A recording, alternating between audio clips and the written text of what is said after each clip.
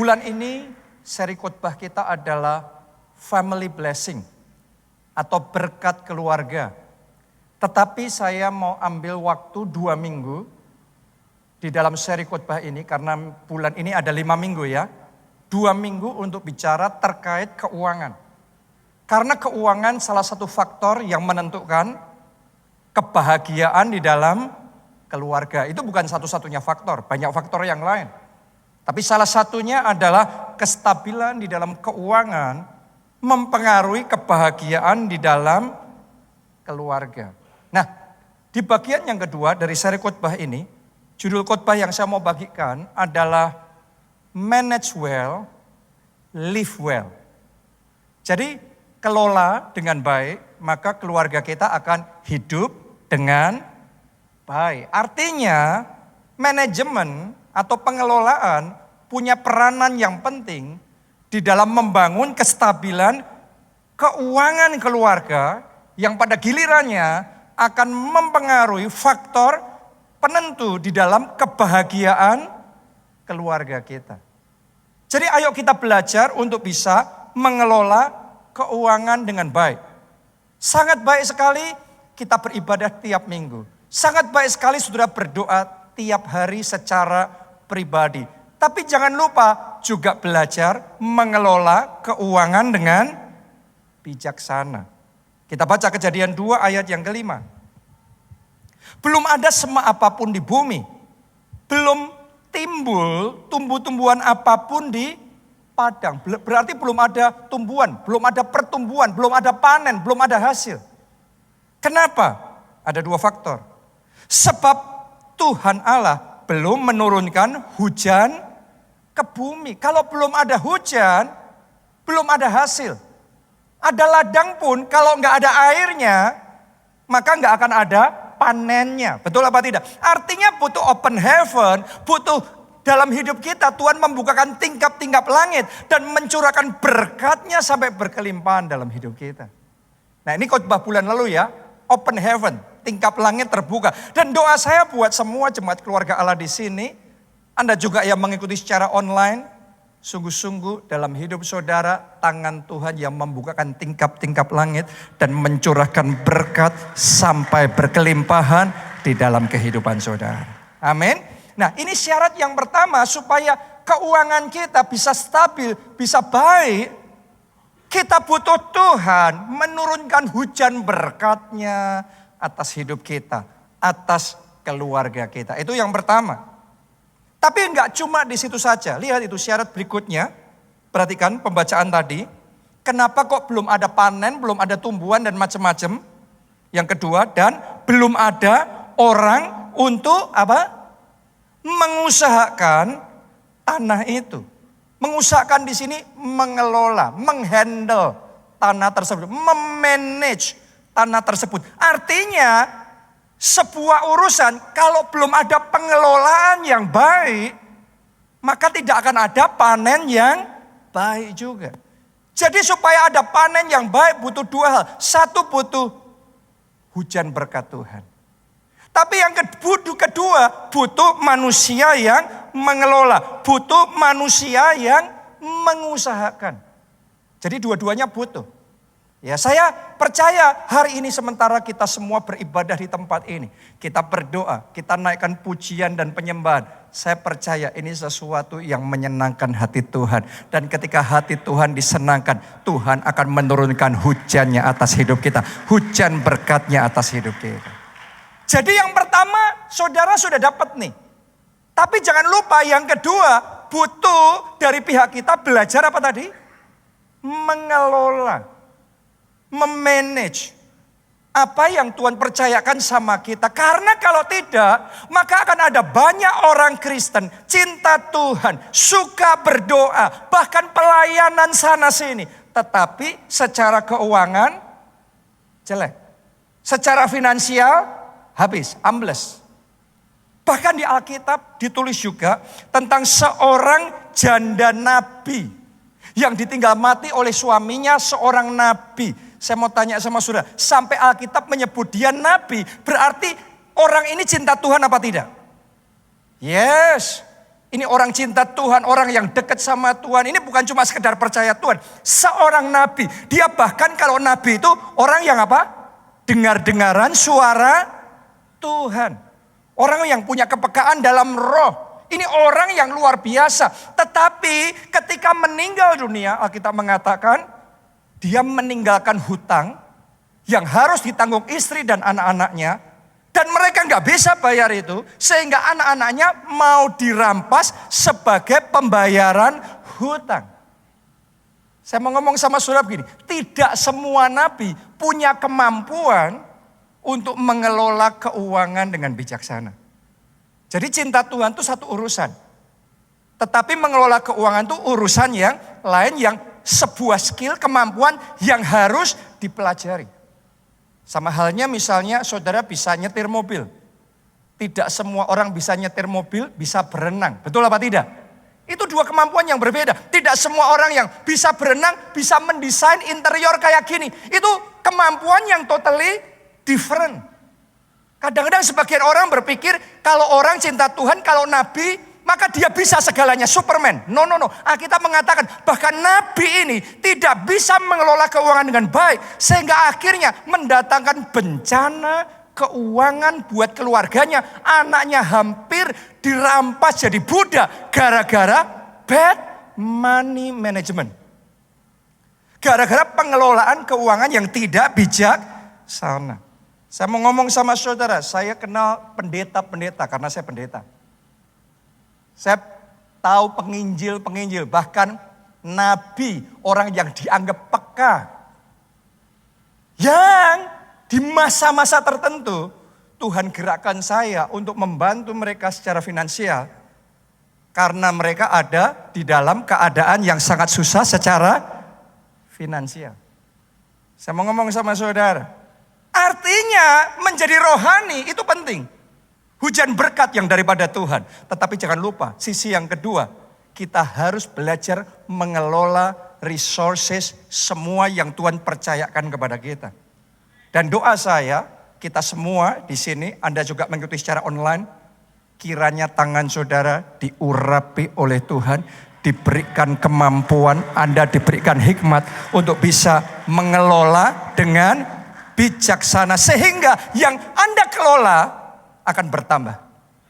Yang dipercayakan di tangan saudara akan berlipat kali ganda. Seperti perumpamaan hamba dengan 1, 2, dan 5 talenta. Anda bisa melihat ya, yang 1 talenta tidak mempunyai kemampuan mengelola, sehingga 1 tetap 1.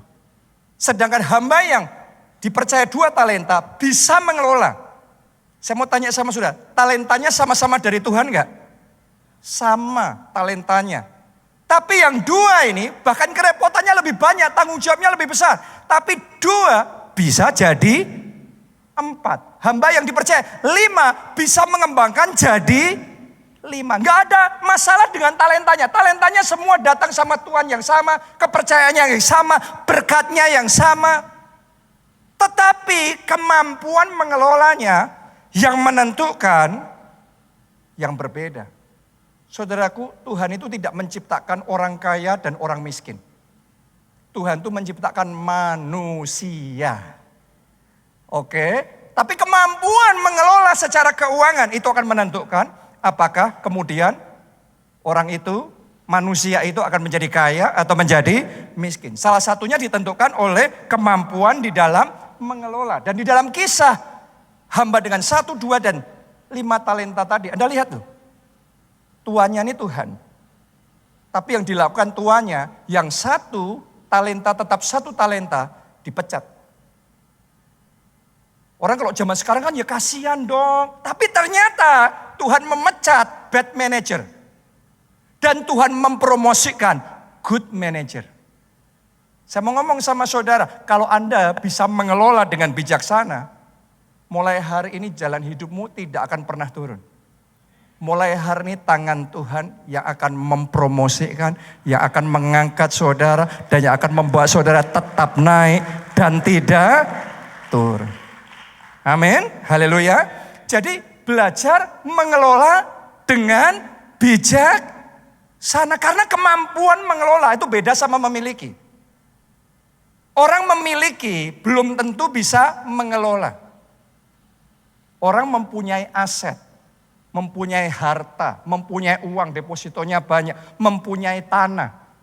Belum tentu tahu apa yang harus dilakukan. Ada orang-orang yang gak punya semuanya itu, gak punya uang, gak punya modalnya, gak punya tanahnya, tapi punya skillnya.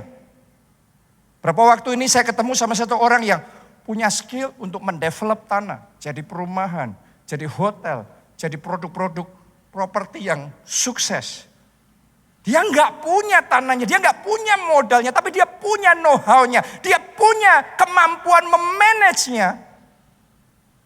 Sehingga akhirnya orang-orang yang punya modal, punya tanah, itu ngejar dia, nyari dia, kerja sama-sama dia, dan akhirnya dari nggak punya, jadi punya. Dari yang tadinya nggak ada apa-apa, jadi ada apa-apa. Oke, tanpa kemampuan mengelola, kita hanya ngejar berkat, ngejar uang. Tapi dengan kemampuan mengelola, berkat yang mengejar kita. Kiranya terjadi dalam hidup saudara, bukan Anda mengejar berkat, tapi berkat yang diperintahkan Tuhan untuk mengejar saudara. Doa saya dari awal tahun sampai akhir tahun ini, ada berkat demi berkat, ada project demi project, ada kejutan demi kejutan, ada double favor tercurah. Katakan amin, amin. Tepuk tangannya yang paling meriah buat Tuhan kita. Haleluya. Ya, walaupun tahun ini tahun yang penuh tantangan. Dari awal tahun saya sudah ngomong sama saudara, satu ayat yang terus Tuhan munculkan dalam roh saya. Berjalan melalui air, sungai, tapi tidak dihanyutkan. Diizinkan berjalan melalui api, tetapi tidak dihanguskan. Dilempar ke api, Sadrak, Mesak, dan Abednego. Tapi selamat mereka. Diizinkan melalui api seperti Daud, Siklak dibakar semuanya. Tapi pada akhirnya bukan hanya dia dapat balik semuanya, tapi dia dapat rampasan yang jauh lebih banyak. Hari ini Anda yang sedang melalui api atau Anda sedang melalui air, Anda sempat mengalami dihanguskan, Anda sempat mengalami dibakar seperti Daud atau dihanyutkan. Kemarin aja di Bekasi, di beberapa tempat terjadi kebanjiran macam-macam. Saya mau ngomong sama saudara, teguhkan dan kuatkan hati saudara. Tahun ini tahun double favor. Tuhan akan menolong, Tuhan akan menyertai. Ending dari semuanya ini adalah kemuliaan. Akan ada pertolongan daripada Tuhan, akan ada kekuatan daripada Tuhan. Karena itu perkataan kita harus dengan iman terus berkata, aku percaya 2025 ini double favor. Terima itu, terjadilah dalam hidup saudara. Ayo tepuk tangannya yang paling meriah buat Tuhan kita. Jadi mari kita belajar mengembangkan kemampuan untuk apa tadi? Mengelola. Belajar. Karena Anda punya kemampuan mengelola seperti kayak hamba dengan 2 dan 5 talenta. Nanti tuan-tuan orang-orang yang punya talenta-talenta akan cari saudara supaya talentanya bisa berkembang. Anda dari yang gak punya apa-apa nanti akan dapat apa-apa. Dapat salary-nya. Dapat profit sharing-nya. Bahkan akan ada yang dapat percentage ownership-nya, kepemilikannya. Dengan kemampuan mengelola. Jadi belajar ya, dalam hidup ini jangan cuma sekedar doa, Tuhan berkati aku. Dan berkati itu sebagian besar orang mindsetnya berkat mentahan, langsung dapat duitnya. Langsung dapat jadinya. Mulai hari Anda doa sama Tuhan, Tuhan beri aku hikmat untuk mengelola. Anda dapat hikmat untuk mengelola, satu itu aja Anda punya kemampuan mengelola. Unlimited blessing yang akan datang dan yang akan tercurah di dalam kehidupan saudara. Amin, haleluya. Jadi apa kuncinya? Supaya keuangan kita bisa bagus, belajar mengembangkan kemampuan mengelola. Jadi hari ini kita akan fokus bicara tentang money management. Kemampuan mengelola keuangan. Oke ya, ada mengelola itu banyak. Ada mengelola tanggung jawab ini, tanggung jawab itu dan lain sebagainya. Tapi karena hari ini kita bicara tentang keuangan, kita akan fokus money management. Bagaimana saudara dan saya bisa meningkatkan kemampuan kita di dalam mengelola keuangan. Supaya jangan sampai jemaat di tempat ini, ketua kelompok sel di tempat ini, atau staf gembala di tempat ini, cinta Tuhan luar biasa. Tetapi seperti Nabi tadi yang tidak mempunyai kemampuan mengelola keuangan. Saya berdoa semua kita di tempat ini, cinta Tuhan, tambah sungguh dalam Tuhan, tambah berjalan bersama Tuhan. Tapi saudara juga mengembangkan kemampuan mengelola keuangan dengan bijaksana. Oke, kita mulai. Ya, yang pertama, ini bicara tentang money management. Bagaimana kita meningkatkan kemampuan mengelola keuangan kita dengan bijaksana. Kunci dari money management itu satu ini. Seandainya Anda dapat yang satu ini, sebenarnya ini sudah kuncinya. Fokus pada cash flow positif.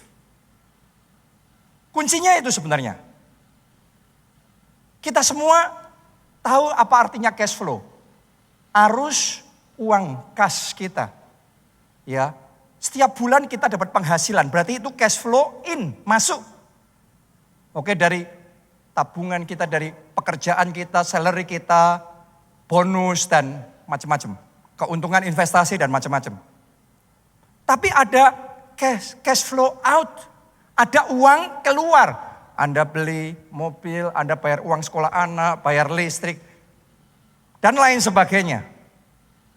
Selama ini uang yang keluar lebih sedikit dari uang yang masuk, berarti cash flow-nya positif apa negatif? Positif. Selama cash flow-nya positif, aman saudara. Pokok kuncinya itu aja. Sebenarnya sesimpel itu. Tetapi kalau kita membiarkan cash flow-nya jadi negatif, kita nggak usah jadi nabi untuk bisa memprediksi apa yang akan terjadi di masa depan dalam hal keuangan orang itu. Walaupun rajin pelayanan, walaupun tiap minggu ke gereja. Tapi kalau mengizinkan lebih besar pasak daripada tiang. Berarti pengeluaran lebih banyak daripada pemasukan. Cash flow-nya negatif. Sudah boleh dipastikan. Mau dia doa puasa 40 hari. Tetap seperti Nabi tadi. Akhirnya akan terjebak di dalam hutang. Akhirnya mengalami bencana keuangan. Sesimpel itu. Jadi ayo kita pastikan supaya di dalam keuangan kita cash flow-nya positif. Anda yakin gak sekarang pengeluaran dan pemasukan saudara tiap bulan kalau dihitung cash flow-nya positif? Tiap bulan. Kalau Anda masih ragu-ragu, itu kemungkinan negatif saudaraku. Oke. Anda harus benar-benar menguasai keuangan saudara. Anda tahu cash flow saya positif. Dan semakin positifnya tebal, semakin boleh dipastikan keuangan saudara punya masa depan yang gemilang. Jadi kuasai pengeluaran saudara tidak lebih besar daripada pemasukan. Anda boleh belajar yang rumit-rumit tentang keuangan. Tetapi kuncinya itu dulu. Arus cashnya positif. Jangan sampai terbawa dengan gaya hidup konsumtif yang akhirnya membuat keuangan kita jadi negatif. Sebagian orang masalahnya punya mindset kaya sama dengan rumah mewah, mobil Ferrari, liburan mahal, pakaian-pakaian branded dan lain sebagainya. Buat sebagian orang itulah kaya. Saya mau ngomong sama saudara, itu bukan kaya, itu penampilan. Penampilan kaya. Penampilan kaya belum tentu sungguh-sungguh kaya. Sama-sama kaya, yang satu real rich, yang satu fake rich. Sama-sama pakai baju yang sama, sama-sama pakai tinggal di rumah, di perumahan yang sama. Sama-sama pakai mobil dengan brand yang berkelas yang sama. Yang satu benar-benar berisi. Yang satu nothing. Jadi gak usah silau dengan mobil-mobil mewah, pakaian bergengsi dan lain sebagainya. Karena Sama-sama tinggal di hotel yang sama, nginep di hotel yang sama, makan di restoran yang sama. Yang satu benar-benar berisi secara keuangan, yang satu nothing. Oke. Jadi yang satu semua itu bicara penampilan. Penampilan belum tentu sama dengan isinya. Bisa penampilan sama dengan isinya, bisa penampilan totally berbeda sama isinya. Anda saja ngomong di depan orang itu, wah kayaknya baik. Begitu di belakang ngomongan sama teman kita sendiri, kita bisa ngerasain yang gak baik tentang orang itu. Bener gak? Berarti ngomong di depan sama di belakang belum tentu sama. Gak usah silau sama teman saudara, sepupu saudara yang punya penampilan kaya. Saya punya teman-teman pendeta, pertama kali saya merintis gereja, ya saya tahu saya sama dia itu secara finansial ratingnya pada waktu itu mirip-mirip. Berkat Tuhan secara finansialnya kira-kira ya mirip-mirip. Tapi berapa kali dia ngeledekin saya, dia mengolok-olok saya karena saya penampilannya, pakai pakaiannya biasa aja. Sedangkan dia yang berkilau dan dipuji orang, dikagumi orang, luar biasa. Makanya dia ngeledek saya cuma senyum-senyum aja dan kita berteman dengan baik. Sekian tahun berjalan dan kemudian kita bertemu lagi, ternyata hasilnya beda. Kenapa? Karena gaya hidupnya dia yang luar biasa mewah itu, walaupun berkat Tuhan itu ada dalam hidupnya, tapi gaya hidupnya dia membuat cash flow-nya kalau enggak negatif maksimal habis. Oke. Jadi mau berapapun berkat Tuhan mengalir, pokok 10 tahun, 20 tahun kemudian levelnya tetap sama di situ aja. Sebaliknya berkatnya sama Tuhan dalam hidup saya. Akan tetapi cara mengelola keuangannya berbeda. Saya pastikan cash flow itu harus positif. Berkatnya sama saudaraku ya. Penghasilannya kira-kira sama. 5 tahun lewat, 10 tahun lewat, sekian tahun lewat. Tiba-tiba levelnya jauh berbeda. Bukan karena berkatnya berbeda. Tapi karena kemampuan mengelola keuangannya berbeda. Yang satu mengizinkan pengeluaran membuat cash flow-nya habis. Yang satu cash flow-nya dipertebal. 5 tahun, 10 tahun.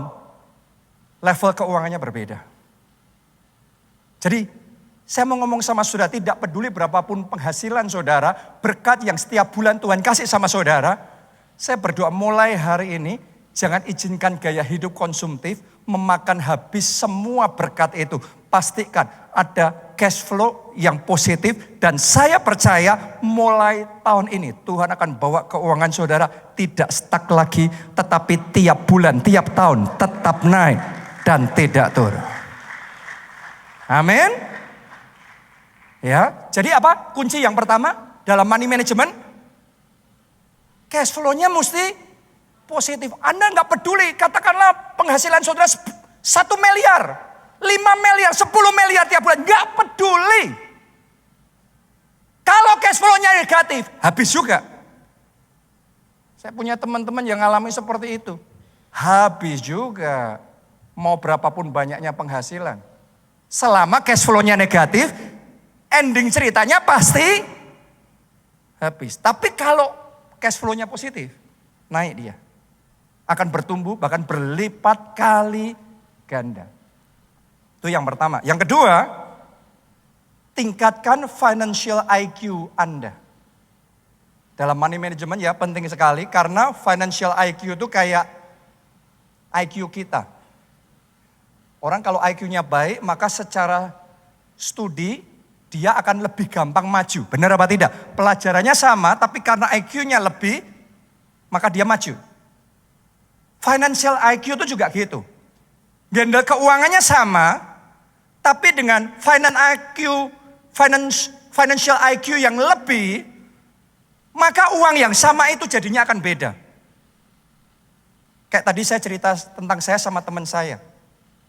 Penghasilannya sama-sama X. Tapi X rupiah yang sama, ya, dengan financial IQ yang dia jalankan pada waktu itu, maka setelah sekian tahun X tetap X. Dengan X berkat yang persis sama Tuhan kasih di tangan ini, yang waktu itu X jadi 10X. Terus jadi 100X. Tadinya X jadi 10 kali, jadi 100 kali, bahkan terus unlimited. X-nya sama, 100 jutanya sama dikasih di tangan seseorang. Tapi yang satu dikasih 100 juta, 1 miliar, habis pasti. Yang satu 100 jutanya persis sama, dikasih sama orang yang kedua, gak habis, tapi bisa mempertahankan naik-naik cuma dikit. Tapi ada orang dengan financial IQ yang bagus, 100 jutanya sama, dan 100 juta bisa jadi 200, bisa jadi 400, dan tanpa batas. Itu sebabnya penting sekali untuk kita bisa belajar meningkatkan financial IQ kita. Kita baca Amsal 21 ayat yang ke-20. Harta yang indah dan minyak ada di kediaman orang bijak. Tetapi orang yang bebal memboroskannya. Jadi hartanya sama, yang satu diboroskan, sedangkan yang satu lagi dilipat gandakan. Doa saya mulai hari ini, setiap harta, setiap berkat yang Tuhan kasih di tangan saudara, tidak lagi boros, tidak lagi habis. Mulai hari ini bertambah-tambah, mulai hari ini berlipat kali ganda, mulai hari ini melimpah-limpah. Amin. Karena itu belajar untuk meningkatkan financial IQ saudara. Saya pendeta loh, saya baca Alkitab siang dan malam loh. Tapi saya belajar keuangan loh. Saya beli dan saya baca dan saya mempelajari buku-buku tentang keuangan. Tentang investment, dan macam-macam. Dan mungkin lebih daripada orang yang kuliah di bidang finance, mungkin. Karena saya punya buku itu, mungkin kalau dikumpulin mungkin 2 kamar aja kurang. Oke. Itu butuh untuk belajar. The more you learn, the more you earn. Semakin kita belajar, semakin penghasilan kita akan meningkat. Bisnisnya sama, pekerjaannya sama, semuanya settingnya sama, salary-nya sama, penghasilannya sama. Tetapi dengan knowledge finansial yang berbeda, maka hasil akhirnya berbeda. Jadi mulai hari ini, tingkatkan financial IQ saudara. Jangan lupa belajar meningkatkan secara keuangan. Yang ketiga, buat dan ikuti anggaran bulanan dengan bijaksana. Siapa di sini yang punya budget bulanan untuk keluarga saudara atau Anda pribadi? Haleluya. Haleluya. Saudara semua yang besar pasti punya budget.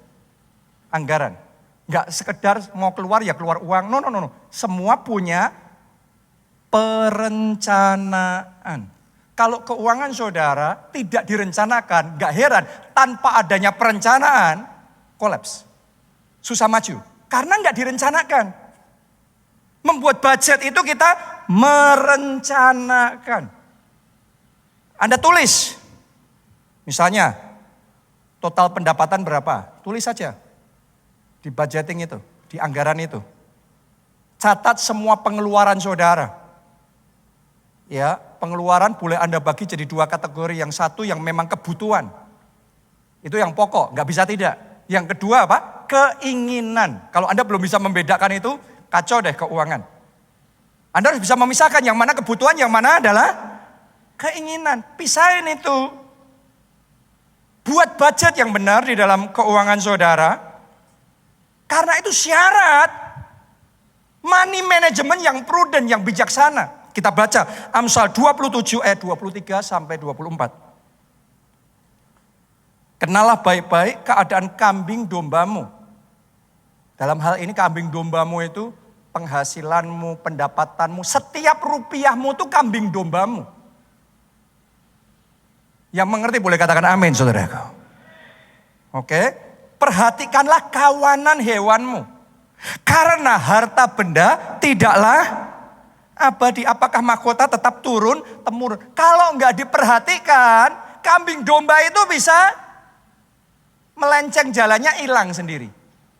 Makanya uangnya enggak dibuat budgeting, berapa banyak orang terima salary, baru minggu kedua, baru pertengahan bulan, kok sudah habis? Itu kambing dombanya sedang tersesat, saudaraku. Tidak ada budgeting yang bijaksana. Karena itu jangan heran pada akhirnya akan habis seberapa pun banyaknya itu. Jadi saya sarankan saudara membuat budgeting rumah tangga, keuangan keluarga yang bijaksana. Katakanlah saudara punya penghasilan 10 juta tiap bulan. Saudara bisa mengatur, kembalikan dulu persepuluhan, 10% kepada Tuhan.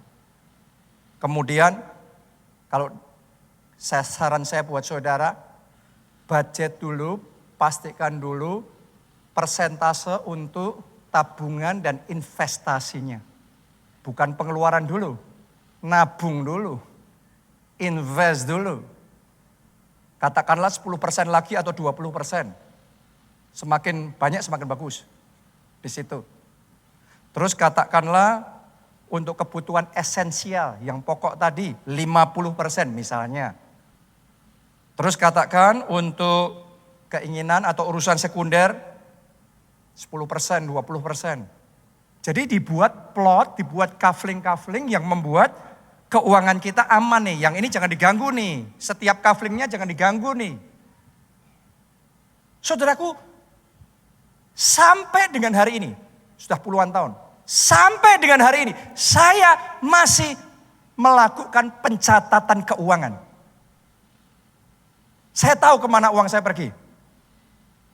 Saya tahu pengeluaran saya untuk apa saja. Saya catat itu kambing domba saya. Maksudnya keuangan ya. Oke. Dan saya ajarkan juga kepada anak-anak saya.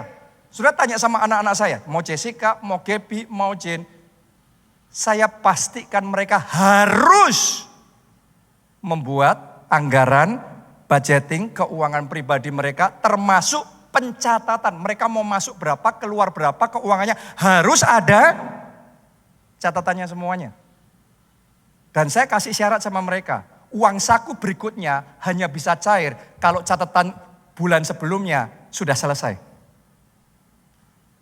Artinya kalau mereka nggak nyelesain catatan keuangannya, pembukuannya, tidak ada uang saku yang cair. Uang sakunya masih kepending. Kadang-kadang kita harus sadar, saudaraku, kita harus bertobat. Banyak orang Kristen berkatnya kepending. Karena catatannya nggak beres. Mulai hari ini ayo sama-sama kita bertobat. Kerajaan Allah sudah dekat. Semuanya ayo kita minta ampun sama Tuhan. Kita buat pencatatan keuangan yang baik. Mari kita jadi prudent, jadi bijaksana di dalam mengelola keuangan. Dan itu yang akan menjadi satu basic untuk Tuhan bisa memberkati kita. Jadi sejak kecil anak-anak saya sudah saya tanamkan satu kemampuan, saya ajarkan, saya impartasikan, saya pastikan kemampuan yang susah banget kita kembangkan kalau sudah dewasa, sudah terlanjur nggak pernah nyatet, disuruh nyatet mau mulut sampai berbusa seperti apapun susah banget. Tapi sejak dari kecil mereka sudah diajar untuk membuat pencatatan keuangan yang bijaksana. Sudah lihat semua bisnis besar. Semua bank-bank besar, semua perusahaan besar. Ada nggak catatannya? Ada nggak yang ngomongnya mengalir saja? Semua yang besar pasti ada pencatatan yang benar. Jadi tolong buat pencatatan di dalam keuangan keluarga. Itu bagian dari good money management. Sehingga kita bisa membangun keuangan keluarga yang stabil, yang kokoh, yang kuat.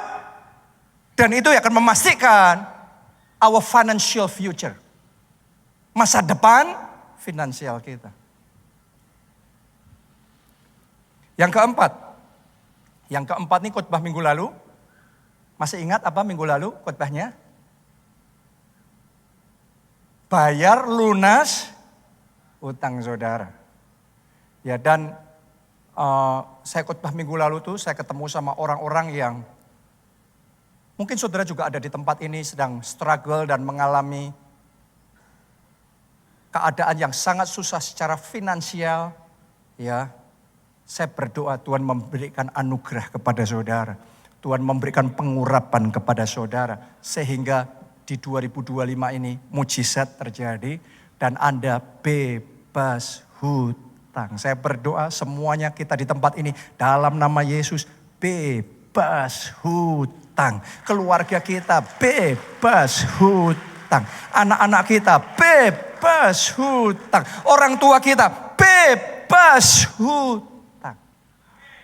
Jangan sampai jadi nabi yang meninggalkan hutang sampai mati buat keluarganya. Saya berdoa Anda tidak meninggalkan hutang. Anda meninggalkan warisan. Anda meninggalkan masa depan yang gilang gemilang buat keluarga saudara. Amin. Yang kelima, ini sudah saya singgung tadi. Yang kelima, tabung dan investasikan uang saudara. Jadi tadi kita bicara tentang arus cash positif. Itu nanti pada akhirnya bicara tentang tabungan dan strategi investasi. Mau digimanain uangnya itu. Sehingga akhirnya dari X jadi 10X, jadi 100X dan seterusnya. Dan dalam hal menabung dan menginvestasikan, saya mau ngomong sama saudara, ya, jangan nunggu sisanya berapa dari gaji saudara, penghasilan saudara tiap bulan dipakai macam-macam dulu, ada sisa terus baru invest. Salah. Invest dulu, sisanya baru belanja. Dua pendekatan ini kayaknya sama aja, tapi masa depannya beda. Yang satu talenta tetap satu, yang satu talenta jadi 1000. Karena pendekatannya berbeda. Investasi itu bukan sisa, investasi itu di awal. Oke, dan saya sarankan sama saudara, urusan investasi ya, jangan tamak deh. Jangan tergiur dengan iming-iming imbal hasil yang besar. Karena semua yang kayak gitu, kita yang pokoknya mau duit kita langsung, dilipat gandakan langsung sekarang, cepat. Itu senyumnya di awal. Akhirnya nangis darah. Itu sudah rumus pasti kayak gitu. Bahkan kalau untung pun, bulan-bulan awal, tahun-tahun awal, itu ceritanya kemana-mana. Nanti kalau sudah habis semua gak ada yang ngomong. Makanya yang di mana-mana kedengaran cerita itu yang untung-untung aja. Tapi yang rugi dari investasi diam semuanya, malu. Gimana rasanya? No. Anda dalam investasi Anda tidak main judi seperti itu. Saudara mainnya strategi jangka panjang. Karena Tuhan kita Tuhan dari generasi ke generasi. Allah Abraham, Allah Ishak, Allah Yakub, Allah yang memberkati bukan setahun 2 tahun, memberkati beribu-ribu keturunan. Kiranya berkat Tuhan dalam hidupmu dan keluargamu itu bukan cuma berkat satu musim, tapi berkat semua musim. Berkat keturunan, turun-temurun, 1000 generasi, keluarga saudara diberkati. Katakan amin, tepuk tangannya yang paling meriah buat Tuhan kita. Amin, haleluya. Masalahnya sebagian dari kita punya jiwa gambler, spekulator. Saya ini salah satunya, saya tuh dulu spekulator sejati. Saya tuh punya nyali besar sekali, berani ngambil resiko yang besar sekali. Tapi ya itu saudaraku ya, kita benar pun melejit. Benar lagi, spekulasi melejit lagi. Orang kalau spekulasi benar, terus melejit, dia akan semakin berani atau semakin takut. Orang kalau benar, Anda judi benar, pasti akan terdorong lebih lagi, berani lebih lagi. Sampai di satu titik, pepatah aja ngomong, sepandai-pandainya tupai, melompat jatuh juga akhirnya. Begitu sekali kepleset dengan spekulasi yang besar, maka semua benar itu akan di wipe out hanya dengan satu kesalahan. Dan saya ngerasain itu. Ada tahun-tahun yang saya mandek, stagnan, dan bahkan mundur karena kesalahan itu. Dan sampai saya paham firman Tuhan bahwa untuk membawa lompatan itu bukan dengan cara seperti itu. Lompatan itu Tuhan akan buka jalan. Tuhan akan berikan kesempatan-kesempatan yang baru. Tuhan akan kasih opportunity yang baru. Dan Tuhan akan kerjakan mujizatnya. Sehingga terjadi lompatan yang besar. Tapi dalam hal money management kita harus prudent. Dalam hal investasi kita jangan tergiur dengan iming-iming yang indah-indah. Bapak investasi Warren Buffett pokok punya jurus. Rule number 1, don't lose your money. Never lose money. Jangan sampai kehilangan uang. Rule number 2, do not forget rule number 1. Hukum yang kedua, jangan lupa. Hukum pertama, jangan kehilangan uang. Jadi jangan berjudi. Main yang benar. Pastikan Anda punya membangun masa depan keuangan tuh kayak orang bangun rumah. Satu batu bata ditaruh, tumpuk lagi berikutnya, tumpuk lagi berikutnya, tumpuk lagi. Terus gitu aja. Dan gak usah ngiri kalau teman kita karena investasi itu melejit naik. Biarin aja, gak apa-apa. Karena yang sekarang senyum nanti bisa nangis darah.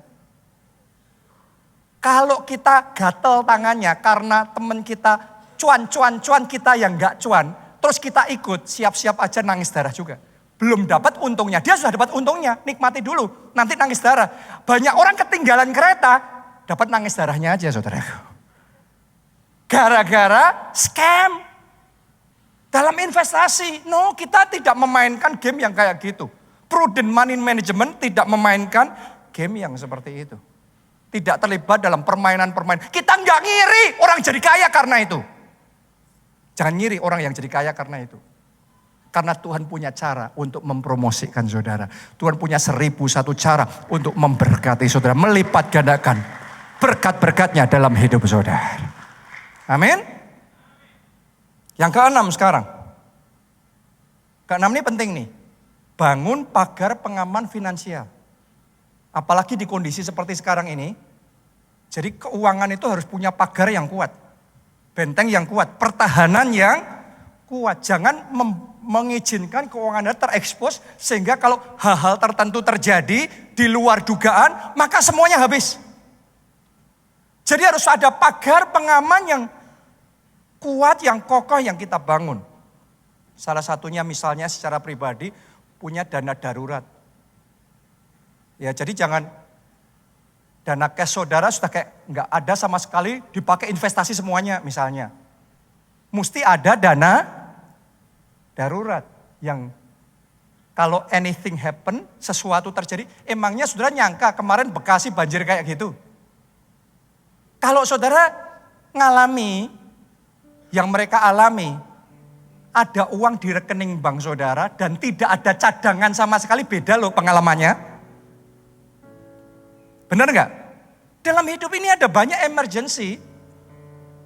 Saudara harus bijaksana untuk membangun pertahanan finansial yang kuat. Apalagi zaman sekarang ini, ketidakpastian global itu meningkatnya drastis banget. Jadi pertahanan kita harus dikokohkannya juga lebih kuat. Kondisi sekarang ini ya, Anda kalau ngikuti petunjuk firman Tuhan, Anda mau melewati api, tidak dihanguskan. Melewati air, tidak dihanyutkan. Anda akan diselamatkan, diluputkan. Anda akan kokoh berdiri dengan kuat. Amin. Kalau Anda anggap perlu, saudara bisa gunakan asuransi. Saudara punya teman-teman yang bekerja seumur hidup, tapi kemudian suatu saat sakit dan kehilangan segalanya. Betul? Salah satunya karena nggak ada coverage itu. Memang nggak enak ya kita bayar premi asuransi nggak pernah dipakai. Itu yang paling jengkelin saudaraku. Tapi sebenarnya ya puji Tuhan nggak pernah make. Tapi kalau emergency terjadi yang kita nggak tahu kapan emergency terjadi, yang pasti selama kita hidup mana orang yang nggak pernah ngalami emergency. Benar apa tidak? Kita harus ready. Terus belajar juga pentingnya diversifikasi. Anda catat aja ya, saya nggak punya waktu bacain. Saudara catat aja Pengkhotbah 11 ayat 1 sampai 6. Lemparkanlah rotimu ke air, maka engkau akan mendapatkannya kembali lama setelah itu. Berikanlah bagiannya kepada 7, bahkan kepada 8 orang. Karena engkau tidak tahu malapetaka apa yang akan terjadi di atas bumi. Nanti Anda baca yang lengkap itu. Anda akan ngerti, di situ firman Tuhan tuh ngajarin kita. Sepinter-pinternya saudara, Anda tuh enggak benar-benar ngerti. Nanti setahun lagi terjadi apa ini? 2 tahun lagi apa yang terjadi? Makanya disuruh ngelemparin rotinya ke 7, dibagi 7, dibagi bahkan 8. Karena di Alkitab loh, itu ayat firman Tuhan mengajarkan kita. Kita nggak tahu apa yang akan terjadi. Kita nggak tahu yang ini yang bagus atau yang itu yang bagus. Atau dua-duanya bagus. Kalau Anda belajar itu, aman. Kokoh, saya berdoa benteng-benteng keuangan sudah diamankan, dikokohkan, dan dikuatkan oleh Tuhan. Katakan amin. Tepuk tangannya pula yang paling meriah buat Tuhan kita. Yang terakhir, yang ketujuh. Komit dengan perjanjian berkat Tuhan. Ayo baca Ulangan 28 ayat yang pertama. Semuanya siap baca ya? Semuanya ya? 1, 2, 3. Jika engkau baik-baik mendengarkan suara Tuhan Allahmu dan melakukan dengan setia segala perintahnya yang kusampaikan kepadamu pada hari ini, maka Tuhan Allahmu akan mengangkat engkau di atas segala bangsa di bumi. Jika engkau baik-baik mendengar suara Tuhan Allahmu dan engkau lakukan dengan setia. Jalan sama Tuhan itu bukan kontrak sementara. Ikut Tuhan itu sekali Yesus, selamanya Yesus. Sampai akhir nafas kita, sampai putih rambut kita, tetap Yesus. Saya buat covenant sama Tuhan, saya setia sama Tuhan, saya taat secara finansial melakukan yang diajarkan firman Tuhan. Itu bukan untuk satu masa, bukan kalau mood saya lagi enak, keadaan lagi baik memungkinkan. Bukan kalau lagi pas keadaannya ekonomi bagus, terus kerja keras. Kerajinan itu kan bagian dari covenant. Bagian dari perjanjian. Integritas itu bagian dari covenant kita sama Tuhan. Mengembalikan persepuluhan itu bagian dari covenant kita sama Tuhan. Money management, menjadi hamba yang bisa dipercaya mengelola keuangan dengan baik. Itu adalah bagian dari covenant kita sama Tuhan. Dan kalau kita lakukan, jikalau engkau baik-baik mendengar suara Tuhan Allahmu, dan engkau lakukan dengan setia, maka Tuhan yang akan membuat Anda di atas segala bangsa di bumi. Dan berkat-berkat ini akan datang kepadamu. Saya percaya jemaat di tempat ini jemaat yang diberkati.